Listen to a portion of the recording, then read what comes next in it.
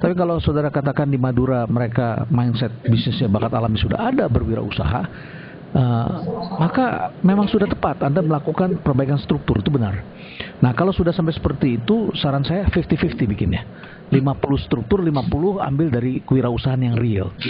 Nah, saudara-saudara bisa mengambil pengusaha dari orang-orang di luar orang Madura, banyak sekali, ya. Bahkan jangan ragu terhadap orang Cina. Ya, ingat Nabi Muhammad pernah mengatakan, kejarlah ilmu sampai ke negeri Cina. Kalau sampai kita lihat orang Cina kita bilang, wah itu Cina tuh, wah itu udah nggak benar itu, ya. Itu udah nggak benar, ya. Jadi karakter pengusaha itu adalah terbuka. Dia cinta perbedaan, ya. Dan biasanya pengusaha itu juga senang dengan merantau. Kalau dia ngumpul-ngumpul di keluarga besar aja, mereka tuh hanya mendewakan pribuminya, ya, kepribumiannya. Mereka lah yang cocok jadi bupati, jadi anggota parlemen dan sebagainya, ya.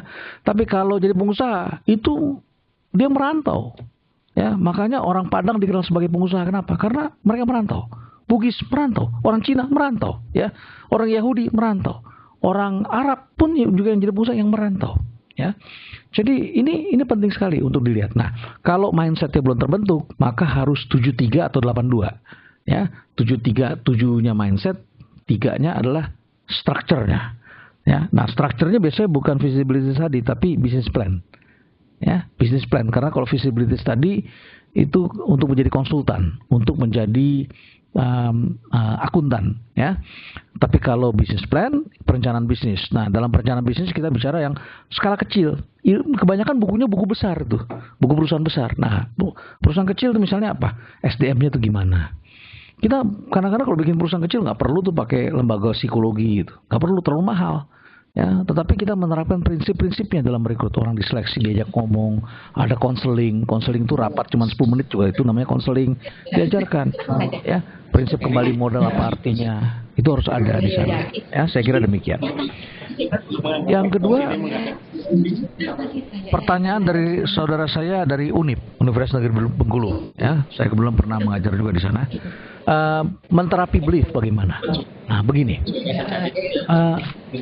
belief adalah sesuatu yang underlying, yang terselubung, ya, tidak kelihatan. Maka itu belief itu harus kita bikin sedemikian rupa supaya keluar, ya, supaya keluar. Maka pertanyaan-pertanyaan yang saya bikin di buku saya itu ada kuesioner. Kita bisa gunakan kuesioner, ya. Nah, kuesioner itu kita berikan supaya mengeluarkan dengan hal-hal yang mereka tidak sadar. It's about their belief. Nah, belief itu ada 10 elemen, ya. Elemen tentang percaya diri, elemen tentang kinerja, elemen tentang rasa nyaman, elemen tentang percaya orang lain, elemen tentang teman, elemen tentang keluarga, ya, dan sebagainya. Ada 10 elemen, kita ukur semuanya. Nah, dari situ akan ketahuan dia mempunyai kelebihan kekurangan di mana. Itu harus diterapi, terapinya one by one. Kalau orang sudah bagus, gak perlu lagi diterapi. Yang diperlukan kan yang berada di 2 titik ekstrim. Yang dia ekstrimnya adalah belief yang lemah sekali dan yang terlalu kuat, too strong, ya, overconfidence, sehingga bisa berbahaya bagi timnya. Nah, biasanya kami menggunakan di rumah perubahan, kami mengundang orang, itu kita ajak terapi, mereka nginap, ya. Dan biasanya tuh pagi hari mereka nggak boleh ngomong dari pagi, ya, nggak boleh ngomong. Kenapa kita larang ngomong? Supaya terjadi dialog dengan diri. Kalau orang baru bangun tidur aja udah langsung ngomong, dia nggak sempat berdialog dengan dirinya, ya. Nah, kita suruh tahan sampai jam 10 pagi nggak boleh ngomong, ya. Suasananya harus silent, tidak boleh kasak-kusuk, bisik-bisik juga nggak boleh. Pagi-pagi setelah mereka menjalankan ritual keagamaan masing-masing, langsung ketemu, tarik nafas, mereka kemudian bikin renungan. Kita sudah siapkan apa yang mereka harus renungi, bagaimana kasih sayang orang tua, bagaimana tentang keluarga. Karena belief itu juga menyangkut soal keseimbangan. Kalau saudara kaya raya tapi saudara dengan keluarga, dengan saudara dengan orang lain ribut terus, itu tidak akan bisa sukses. Itu akan negatif itu. Pasti persepsi saudara tentang dunia akan negatif, ya. Menyerang pasar tidak bisa orang-orang seperti itu. Harus orang-orang seimbang. Nah, percayaan tentang sukses itu juga seperti apa, kita hitung semuanya. Nah, setelah mereka selesai itu, biasanya kita suruh mereka mengarang. Dengan demikian underlying itu keluar. Tapi malamnya kita suruh nonton film-film tertentu supaya mereka masuk satu cerita tertentu. Kadang-kadang saya puterin mereka film Pursuit of Happiness. Ya, saya kira Anda familiar dengan film itu. Itu film bagus sekali. Kisah perjuangan seorang bersama anaknya. Dia nggak mau lepas dari anaknya. Salesman itu jualan. Sampai akhirnya dia menjadi seorang pengusaha besar. Itu real story. Kaitkan sama hidup seseorang. Bagaimana dari segala penderitaan bisa keluar dari situ. Nah, itu kita bisa bikin sampai nangis itu. Sampai keluar kehidupannya. Nah, setelah itu dia tulis. Nah, dari tulisannya, pengalaman hidupnya itu, satu lembar itu, kita bisa analisis. Setelah itu kita aja ngomong, kenapa? Apa tentang Anda? Nah, itu terapi. Ya. Nah, outbound juga bagus sekali untuk menterapi orang dalam teamwork. Ya. Di tempat kami di rumah perubahan itu di Jakarta, kita punya satu, itu empang yang kita rubah jadi danau kecil. Kita punya perahu-perahu. Kita suruh nyebrangin perahu, kita bikin mereka seperti apa. Itu dijamin mereka kecebur ke dalam air itu. Ya. Nah, di situ kita bisa ajak ngomong, dialog-dialog dengan mereka, teamworknya, alignmentnya gimana. Itu bisa kita lakukan. Jadi metodenya adalah satu renungan, kedua sinematoterapi, ya, itu pakai sinema, pakai film, ya. Kemudian pakai kuesioner. Kemudian ada ketemu one to one untuk kita analisis, kita ajak ininya. Nah, tapi untuk itu orang yang menterapi pun harus orang yang well trained, yang benar-benar paham tentang hal seperti ini. Saya kira demikian. Oke, terima kasih. Kami akan coba tawarkan pertanyaan kembali pada putaran kedua. Saya akan coba panggil Universitas Mula Warman. Mula Warman, ada pertanyaan? Tidak ada. Berikutnya Universitas Internasional Batam. Universitas Internasional Batam. Oke, nggak ada. Kemudian Universitas PGRI Jogja. Silakan PGRI Jogja. Selamat. Kami belum bisa mendengar dari PGRI Jogja.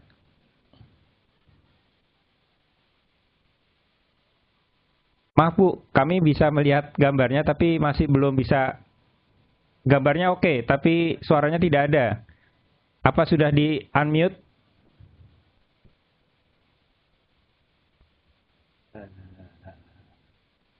Belum dengar Pak. Masih di mute di sananya Pak. Oke, sekarang sudah masuk. Putus lagi Pak.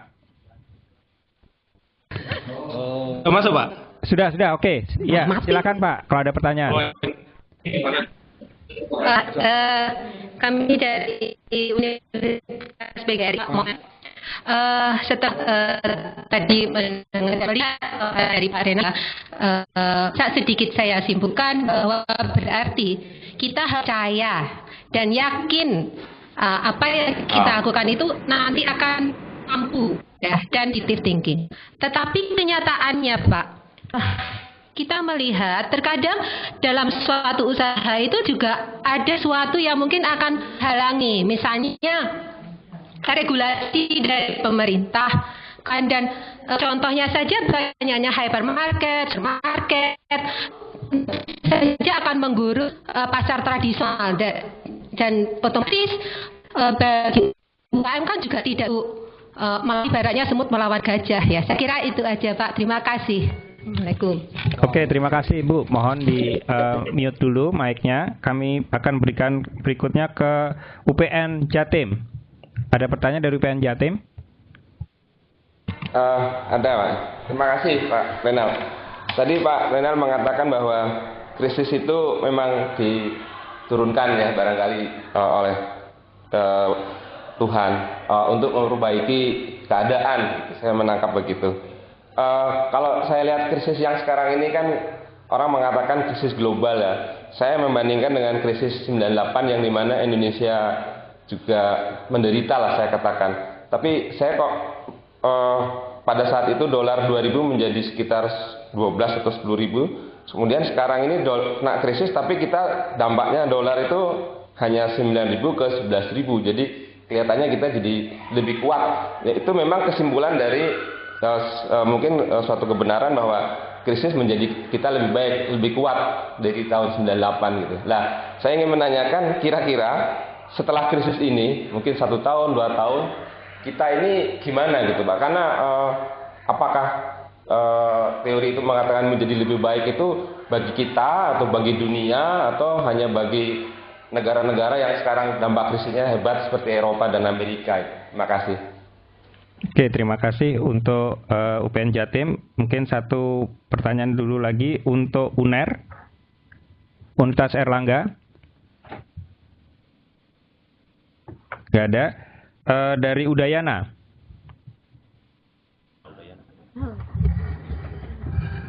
Ada Pak. Oke, silakan Udayana. Terima kasih. Saya Suprapti, Pak Renald. Apa kabar? Baik. Gimana Bu Suprapti? Ya, baik. Terima kasih Pak. Ada 3 hal yang ingin saya sampaikan. Pertama, setelah menyimak apa yang Pak Renald sampaikan, sepertinya kalau seorang pemasar dalam situasi krisis ini kita harus menyadari bahwa konsumen bergerak atau berubah menjadi konsumen yang rasional, yang lebih mengedepankan nilai atau manfaat dari produk yang dibelinya. Nah, saya teringat pernah ada berita ketika krisis ini baru muncul, konsumen kelas atas di Inggris itu rame-rame berpindah dari pasar swalayan yang high class, ya, seperti Harrods itu ke pasar swalayan yang menengah. Nah, itu mungkin yang sangat disadari oleh seorang pemasar. Kedua, terkait dengan positif marketing, Pak. Kita ambil kasus di Bali. Ini sekarang kan lagi rame-ramenya kasus anjing rabies, Pak.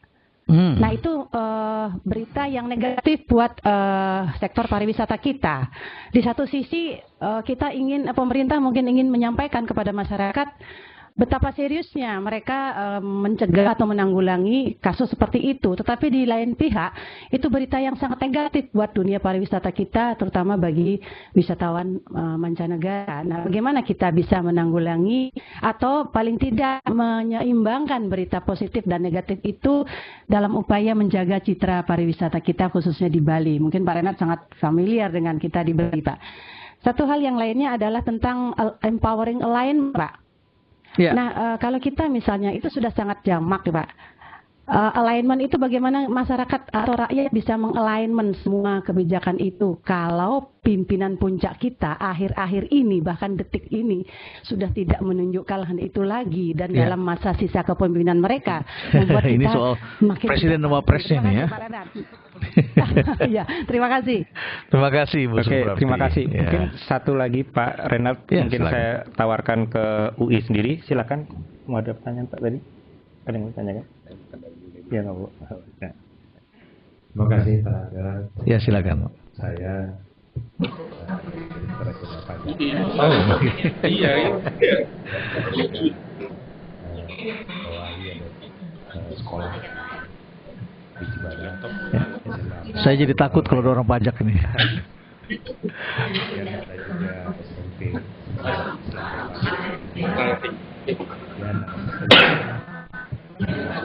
lembaga kerja sebar iman. Nah, ini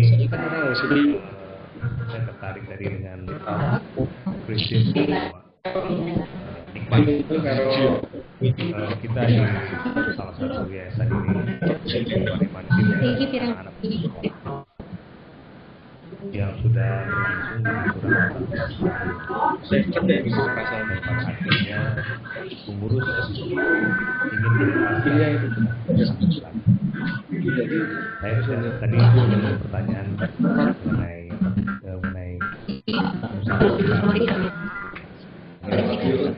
hampir sejalan dengan apa yang saya lakukan. Saya mencoba untuk tidak menganggap mereka sebagai murid, tetapi mereka kerja. Saya coba pola kerja, tapi mereka kita beri bimbingan. Saya mohon, apakah apa yang saya lakukan ini sudah bisa digunakan untuk maju ke depan? Kalau nggak bisa, mungkin bisa Bapak berikan saran-saran yang lebih konkret. Kalau memang kurang pas, mohon diberikan juga petunjuk yang lebih jelas. Terima kasih. Oke, terima kasih. Mungkin bisa dijawab, Pak. Ya, baik. Terima kasih saudara-saudara sekalian. Ini pertanyaannya bagus-bagus ini ya. Begini, mengenai pertanyaan dari Ibu dari PGRI ya, kita perlu punya keyakinan, tapi di lain pihak kita juga melihat ada hal-hal yang merontokkan keyakinan kita ya. Tadi disebutkan oleh Ibu adalah contohnya regulasi pemerintah. Ya, nah regulasi pemerintah yang Ibu sebutkan tadi contohnya hypermarket ini dari luar banyak sekali masuk menggilas pasar tradisional kita dan sebagainya. Nah ini ada begini, ada beberapa hal yang mesti kita sikapi. Pertama di masa krisis pemerintah itu harus merelaksasi constraint ya. Saya heran banyak sekali kawan-kawan saya di pemerintahan ini justru yang membuat constraint itu jadi rigid. Ya, ini sangat tidak menguntungkan bagi bangsa kita. Saya juga punya kantor konsultan gitu ya, yang saya tutup waktu saya menjadi kepala Badan Pengembangan Ekspor Nasional. Saya tutup karena saya khawatir nanti ada konflik dan sebagainya.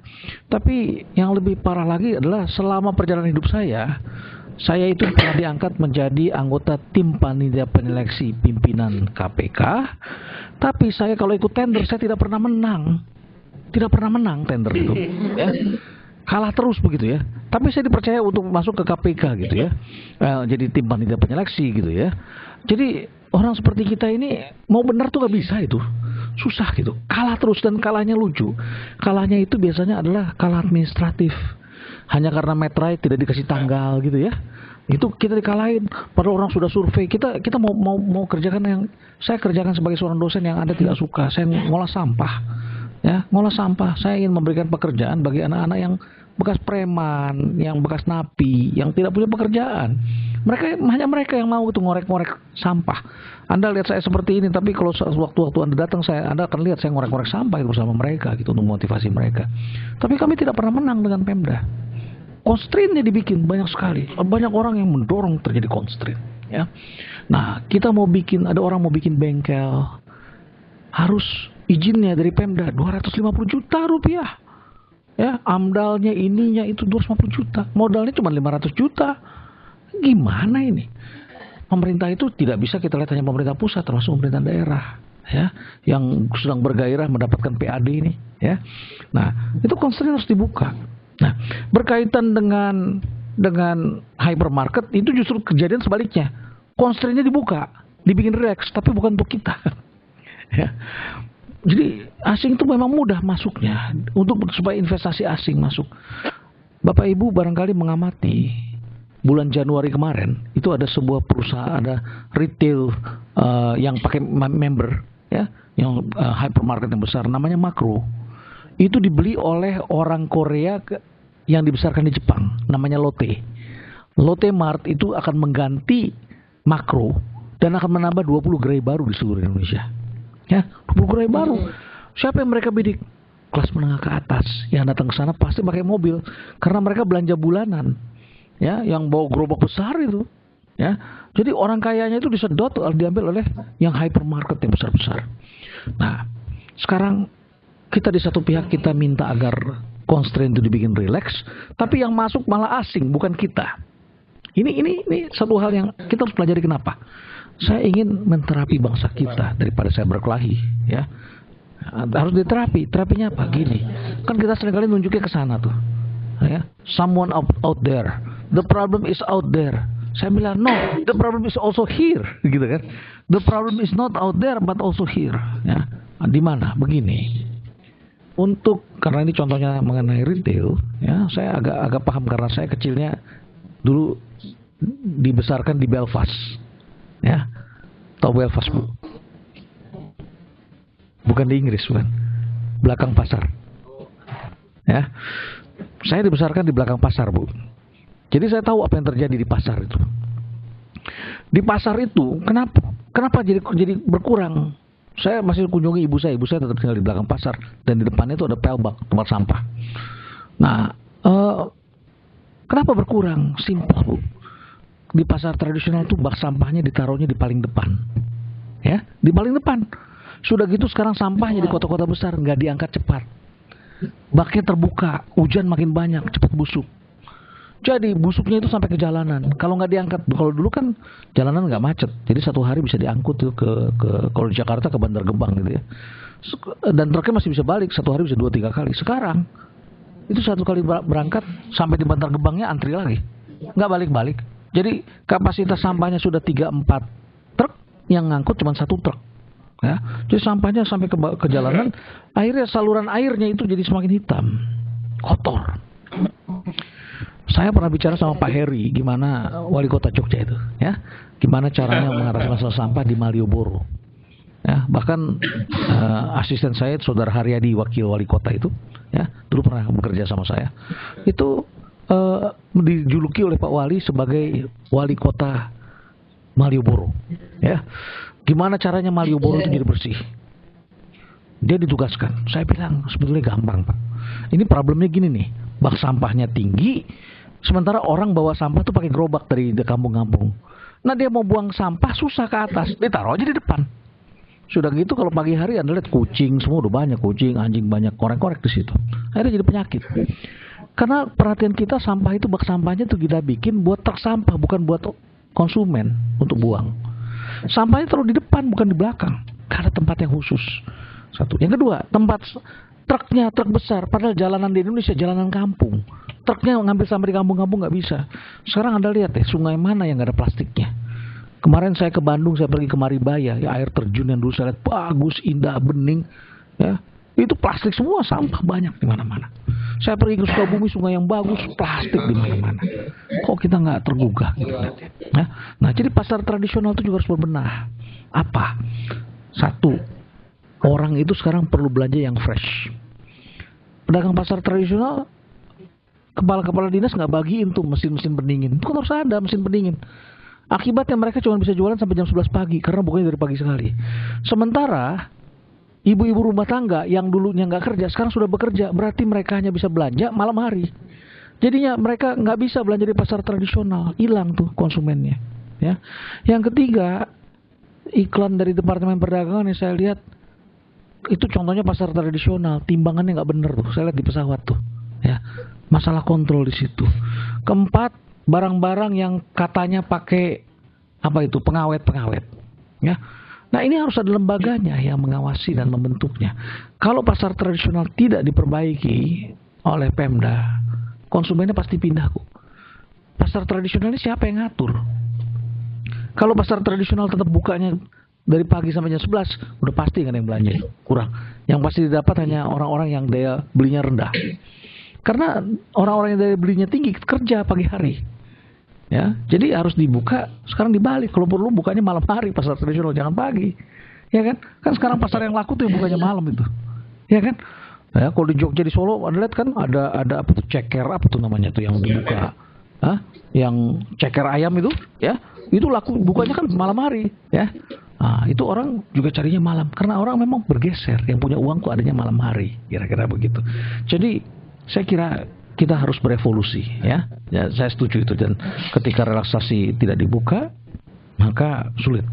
Tapi di lain pihak, properti di Indonesia berkembang. Anda lihat, pengembang-pengembang itu nggak ada asing di Indonesia. Tahu nggak kenapa?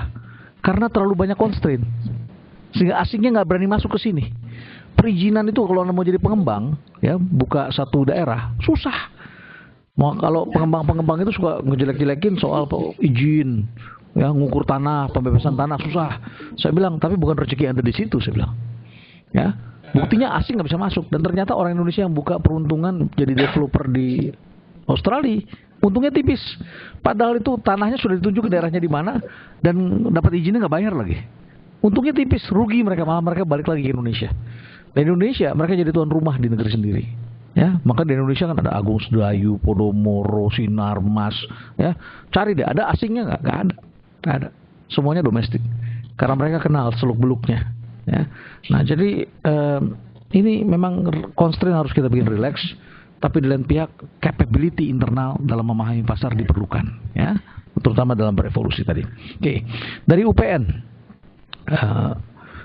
krisis memang diciptakan oleh Yang Maha Kuasa untuk mengatasi keadaan, dan kemudian Anda melihat krisis global situasinya berbeda, dan pertanyaannya adalah setelah krisis ini bagaimana? Nah, kalau menurut saya setelah krisis ini pemerintahnya birokrasi mau berubah apa enggak? Saya khawatir melihat para menteri yang asik dengan dirinya sendiri, ya, yang asik seremonial, yang hanya asik dengan pikirannya sendiri-sendiri. Menurut saya di birokrasi ini yang bisa bekerja hanya 20%. Ya, dulu kan birokrasi direkrut sebanyak-banyaknya karena memang politik kan untuk partai. Ya, sekarang setelah ini kita lihat ini pegawai negeri ini Januari sampai Maret lagi pusing nih. Ya, banyak yang belum terima gajian di Pemda ini. Karena anggarannya belum turun, banyak yang belum turun, ya. Menurut saya krisis ini setelah krisis gimana mestinya Indonesia tambah kuat, tetapi akan menjadi sangat kuat kalau birokrasinya benar. Ya, kalau birokrasinya benar. Kalau birokrasi tidak benar, saya kira kita akan tetap celaka. Karena untuk bangun jalan tol itu ribut di dalamnya banyak sekali, ya. Apalagi mau ribut keluar, kita nggak bisa. Ya, kalau di dalamnya aja kita nggak bersatu. Banyak deputy yang kerjanya cuma asik sama hobinya masing-masing. Di bawahnya deputy juga bekerja menurut seleranya masing-masing. Jadi belum terjadi alignment di dalamnya. Nah, Ibu Suprapti, terima kasih. Udah lama nggak ketemu nih Ibu Suprapti. Ya, dokternya sudah selesai ya, mudah-mudahan ya. Ibu Putu juga sudah selesai kemarin. Oke, Ibu Suprapti, mengenai Bali anjing rabies, ya. Saya heran bagaimana di Pemda dalam menangani persoalan-persoalannya. Sudah jelas Bali itu kan adalah tempat pariwisata internasional. Jadi setiap kali mengatasi sesuatu seharusnya align satu sama lain. Nah, yang saya lihat ini dinas mana? Dinas peternakan atau dinas, bukan peternakan jelas ya, karena anjing ini tidak diternakan ya. Dinas kesehatan barangkali ya. Ya, saya sering bingung karena kadang-kadang kalau ketemu mahasiswa dari Fakultas Kedokteran Hewan, peternakan gitu ya, saya suka bingung. Akhirnya saya bilang, akhirnya saya ketahui lah, Anda adalah satu-satunya profesi yang tidak boleh menikah dengan pasiennya, kan gitu ya, dokter hewan. Seharusnya apa yang dilakukan oleh para dokter hewan dan kesehatan di Bali itu dibicarakan dengan komunikasi, infokomnya, dan pariwisata harus dibicarakan. Karena apa yang terjadi di depan mata itu tidak begitu penting. Apa yang terjadi di dalam pikiran banyak orang itu jauh lebih penting gitu. Apa yang orang lihat sehari-hari di Bali tidak penting. Yang penting itu adalah apa yang terlihat di media massa gitu. Ya. Karena kata anjing aja, anjing itu maknanya lain. Kalau di Indonesia misalnya kita lagi naik mobil ada orang teriak gitu ya, dipepet terus dia langsung marah, emosi, dia bilang anjing lu, bilang gitu ya. Wah, itu kata yang negatif sekali gitu ya. Tapi kalau di barat anjing itu orang malah bilang oh thank you kata gitu kan ya. Karena anjing itu adalah part of family gitu. Pets itu part of family. Maka anjing dikasih nama, anjing dikasih baju kan gitu. Kita masih ingat ketika Amin Rais marah-marah ketika Uskup Belo dikutip oleh sebuah harian ya dari Jerman, kalau nggak salah Der Spiegel itu mengatakan Uskup Belo pernah mengatakan kami diperlakukan seperti anjing budak gitu ya, anjing buduk ya. Orang Indonesia semuanya marah karena kata anjing buduk tuh jelek sekali gitu. Tapi di Jerman orang wartawannya nulis biasa saja gitu, karena anjing itu is a part of family ya. Pets gitu, mereka diajak bermain, diajak ngobrol, dikasih nama. Ya, diajak jalan, dikasih vitamin. Orang-orang kesepian itu temannya adalah pets di sana. Nah, jadi ketika kita menangkap anjing dan ingin memusnahkannya, kita harus juga hati-hati. Ya, jangan sampai berita buruk itu dibalik karena mereka menunjukkan kasih sayangnya sama anjing gitu. Ya, jangan sampai dibalik. Nah, menurut saya ini adalah bukti yang Ibu Suprapti katakan, alignment. Alignment itu ada dua macam Ibu Suprapti. Ada yang disebut vertical alignment, antara atasan ke bawahan, ya, sehingga atasan yang ngomong A, bawahnya juga sama A. Atau horizontal alignment. Nah, yang di Indonesia masalahnya horizontal alignment. Horizontal alignment itu antara satu unit dengan unit yang lain. Antara pariwisata dengan kesehatan dengan apa lagi tadi ya? Pariwisata, kesehatan, dan komunikasi. Dinas peternakan barangkali. Ini gimana? Masa yang satu kerjakan, yang satu nggak bisa mensupport gitu? Seharusnya ada satu kesatuan alignment. Ya, kalau tidak terjadi alignment, ini yang terjadi di Indonesia. Dan Ibu Suprapti benar. itu tampak sekali ya dalam komunikasi politik negara kita. Baru tadi malam tuh mereka bertemu tuh, ya, presiden wakil presiden, ya. Memang ego sektoral kita tuh sangat besar. Mungkin penyebabnya Ibu Suprapti karena kita adalah bangsa yang bicaranya pakai perasaan. Ya, bahasa kita bahasa perasaan, bahasa kita adalah bahasa muka. Jangan sampai kehilangan muka. Bahasa kita adalah bahasa malu. Timur tuh bahasanya bahasa malu. Kalau Barat itu bahasa salah, benar atau salah saja. Mereka lihat peraturannya saja, benar salah. Maka Bush dilempar sepatu tidak merasa malu. Karena budayanya bukan budaya malu, budayanya adalah budaya salah. Selama di negaranya tidak dianggap salah, dia tetap ketawa saja. Kalau kita malu, kita tutup muka. Saya lihat artis-artis yang ditangkap narkoba itu, kalau dia ditangkap, dia tutupin mukanya pakai jaket dan sebagainya. Bahkan maling biasa pun mukanya ditutupin gitu, ya, matanya ditutupin. Karena muka, jangan sampai kehilangan muka. Nah, orang kita itu komunikasinya selalu harus dijaga, jangan sampai dia kehilangan muka. Nah, kalau komunikasi one to one enak, bisa. Tapi masalahnya tuan-tuan ini di belakangnya ada ribuan orang gitu. Di belakangnya SBY ada orang-orang Partai Demokrat yang banyak sekali, yang kadang-kadang keselio ngomong. Dan ada juga di belakangnya Pak JK, ada Partai Golkar yang banyak sekali juga kadang-kadang cepat menanggapi dan keselio ngomong juga gitu. Di belakangnya Ibu Mega juga begitu. Sehingga akibatnya Pak Harto mau turun juga tidak bisa karena orang-orangnya bilang jangan Pak, Bapak bertahan terus. Maksudnya adalah karena kami masih pengen jadi menteri kan gitu, ya. Akhirnya Pak Harto harus hard landing. Akhirnya ketua-ketua partai itu tidak turun-turun, ya, selama dia berkuasa, dan akhirnya mereka harus hard landing nantinya. Ini mengerikan. Mengerikan. Nah, ini memang merupakan constraint bagi kita untuk berubah. Saya teringat, kalau ini masalah budaya, apakah tidak bisa berubah? Bisa, bisa. Jepang itu, dulu orang-orang Jepang itu tidak bisa bilang no. Ya, pokoknya orang Jepang itu selalu manis dan lehernya itu manggut-manggut begitu. Beda sama orang India yang selalu begitu. Ya, kalau orang Jepang itu selalu begini.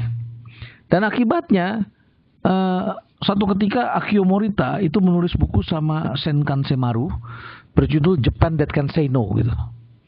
Siapa yang bisa bilang no? Orang Jepang muda gitu, yang dikirim sekolah di barat dan sekolah-sekolah di berbagai negara, sekolah tinggi, dan akhirnya mereka mulai belajar bahasa global. Nah, menurut hemat saya, Bali sebagai sebuah tempat pertemuan budaya internasional itu harus mulai menerapkan standar-standar, termasuk standar manajemennya standar global. Tidak bisa standar, ya tentu saja dengan akar budaya lokal, ya, yang juga cara pengelolaannya adalah global. Itu harus diterapkan. Alignment itu harus ada. Nah, kalau sudah alignment, maka kita perorangan kita harus respect terhadap orang lain. Jangan sampai orang lain kehilangan muka. Tapi, kalau ada suatu kejadian yang menghilangkan muka kita, jangan sensitif. Ini zaman komunikasi terbuka. Globalisasi membuat orang semuanya bisa segala macam terjadi. Pemimpin besar adalah pemimpin yang tidak sensitif.